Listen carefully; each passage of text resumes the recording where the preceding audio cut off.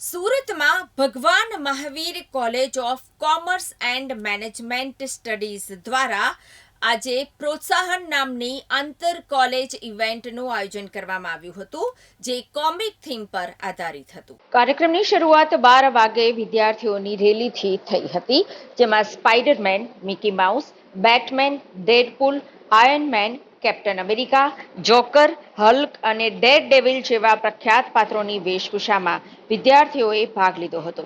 ઉદ્ઘાટન સમારંભમાં સુરતના કલેક્ટર આઈએએસ ડોક્ટર સૌરભ પારખી મુખ્ય અતિથિ તરીકે ઉપસ્થિત રહ્યા હતા. અન્ય મહાનુભાવોમાં ડોક્ટર હર્ષિતા જૈન, શ્રી સંજય જૈન અને ડોક્ટર નિર્મલ શર્મા પણ અતિથિ તરીકે હાજર રહ્યા હતા. કાર્યક્રમની સફળતા માટે બીએમસીસીએમએસના ફેકલ્ટી અને વિદ્યાર્થીઓએ ઇન્ચાર્જ પ્રિન્સિપાલ ડોક્ટર ચેતના દેસાઈના માર્ગદર્શન હેઠળ સક્રિય રીતે કાર્ય કર્યું હતું.